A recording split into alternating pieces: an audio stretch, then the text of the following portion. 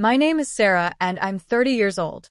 I've always believed in family, and I've done everything I can to support mine. My younger sister, Emily, is 27, and she's always been, well, let's just say she's the free spirit of the family. Unlike me, who worked hard to earn everything I have, Emily has always found ways to avoid responsibility. She's charming and knows how to get people on her side, especially our parents. 2 weeks ago, Emily called me in tears. She said she was being forced out of her apartment because she couldn't pay the rent. I could hear the panic in her voice as she begged, "Sarah, please. I promise this is the last time I'll ask. I just need $1,200 to get back on my feet." I hesitated. It wasn't the first time Emily had asked me for money, and every time I helped her, she never paid me back. But as always, my heart got the better of me. "Fine," I said with a sigh. "But this is the last time, Emily. You have to start being responsible." "Thank you, Sarah," she cried, her voice full of relief. "I promise I'll pay you back as soon as I can." I transferred the money that same day, hoping this time would be different. I wanted to believe she was finally taking her life seriously. A few days later, I decided to stop by Emily's apartment to check on her. She wasn't expecting me, and when I knocked on the door, it took her a while to answer. When she finally opened it, she looked surprised, and not in a good way. "Oh, Sarah, what are you doing here?" she asked, trying to block my view of the inside. "I wanted to see how you're doing," I said, stepping past her into the apartment. To my shock, it didn't look like someone struggling to pay rent lived there. Shopping bags from high-end stores were scattered around, a new flat-screen TV was mounted on the wall, and an expensive-looking purse sat on the table. "Emily, what is all this?" I asked, my voice sharp. "Oh, it's nothing," she stammered, trying to gather the bags. "Just some stuff I picked up on sale." I didn't buy her excuse, but I decided not to push it yet. I left feeling uneasy, a small knot of doubt forming in my stomach. Something wasn't adding up. A few nights later, I got my answer. I was at a coffee shop near Emily's apartment when I spotted her at a table with a group of friends. She was laughing and talking loudly, completely unaware that I was there. I wasn't trying to eavesdrop, but her words were impossible to ignore. "My sister is such a gullible idiot," Emily said, laughing as she sipped her fancy drink. "She just gave me $1,200 to help with rent. Can you believe it? That money is paying for my new stuff and our weekend trip to Miami. She'll never figure it out." The knot of doubt in my stomach tightened into a fist. I couldn't believe what I was hearing. Emily, my own sister, had lied to me and used my hard-earned money to fund her lifestyle, and she was proud of it. I sat there, frozen, as her friends joined in the laughter. My hands shook with anger and hurt. How could she do this to me? After everything I'd done for her, she had the audacity to call me a fool behind my back. That was the moment I decided. Enough was enough. As I walked home that night, my mind raced with anger, disappointment, and a touch of heartbreak. How could my own sister betray me like that? I replayed Emily's words over and over in my head. "She's a gullible idiot." The words stung more than I wanted to admit. When I got home, I sat on my couch, staring at my phone. My first instinct was to call her and demand an explanation. But no, Emily was good at twisting words and turning things around.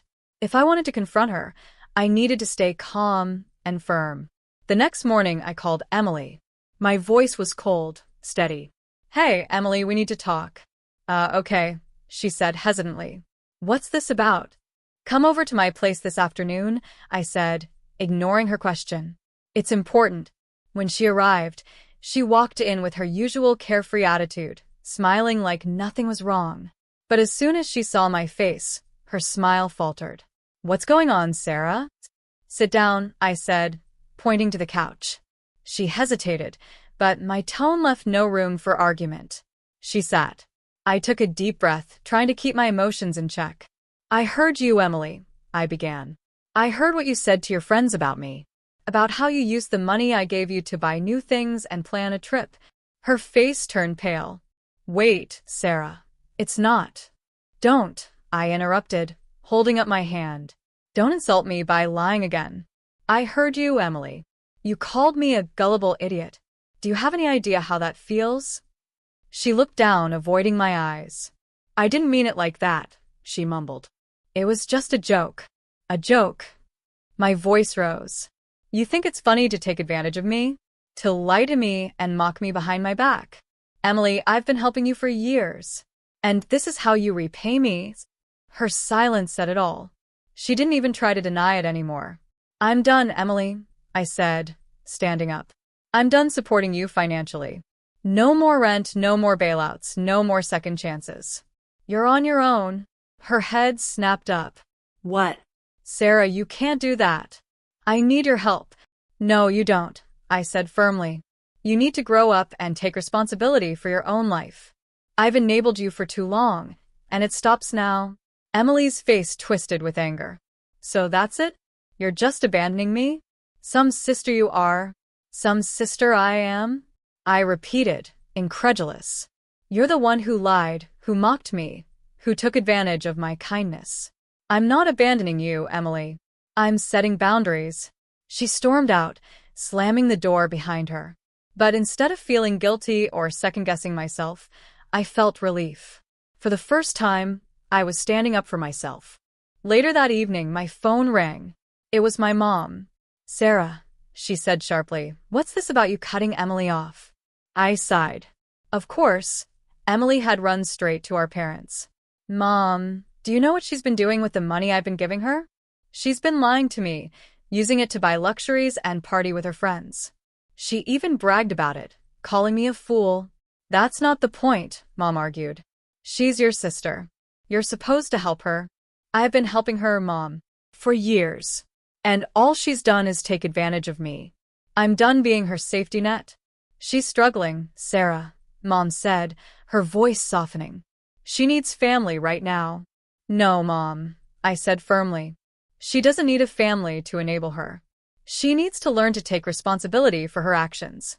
And maybe if you and Dad hadn't coddled her all her life, she wouldn't be in this situation. There was silence on the other end of the line.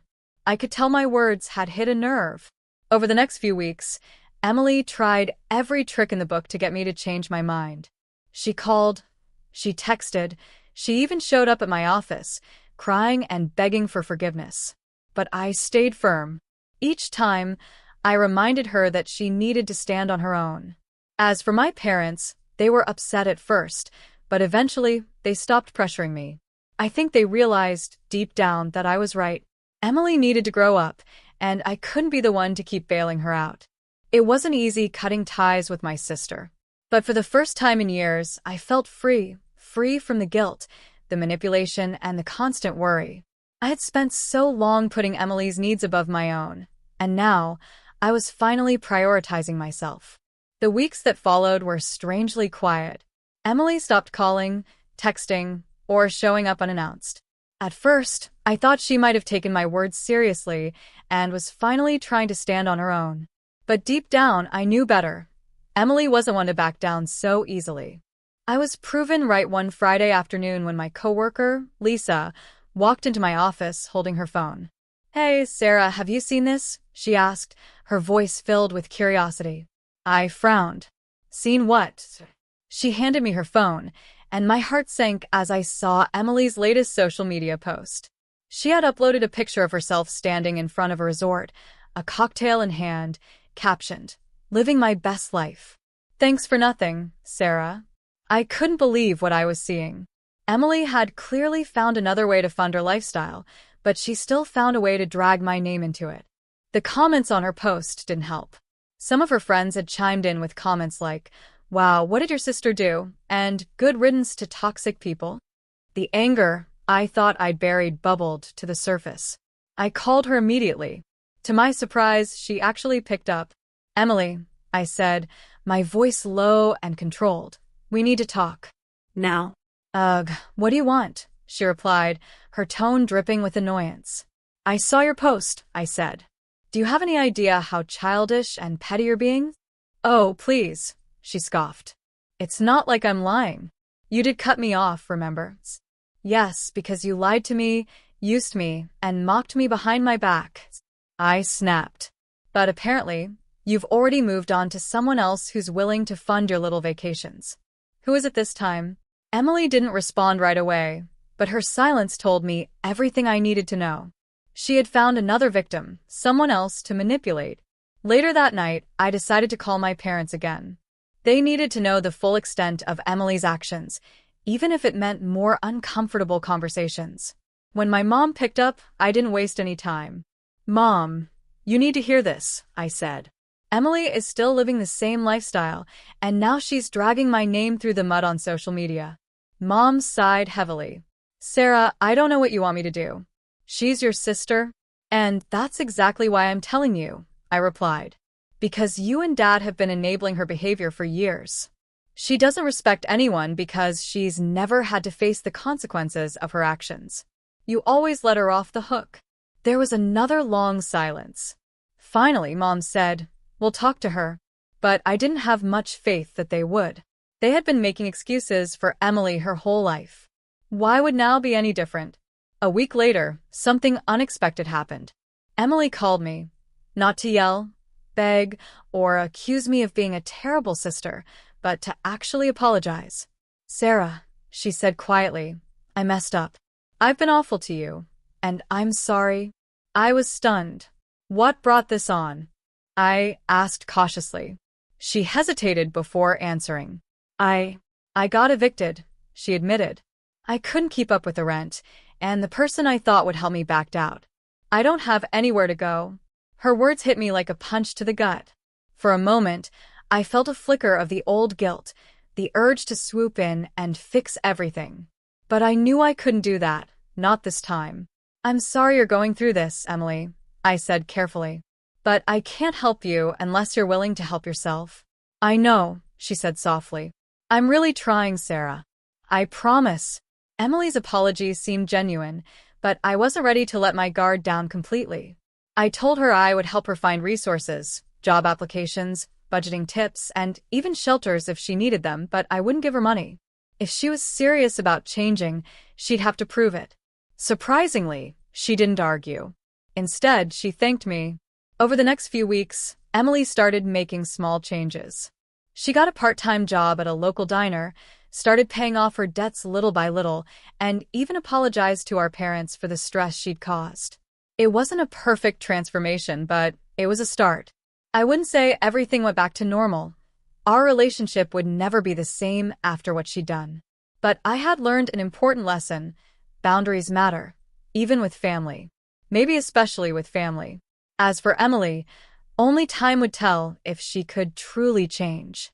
But one thing was certain, I wasn't going to let myself be anyone's gullible idiot ever again.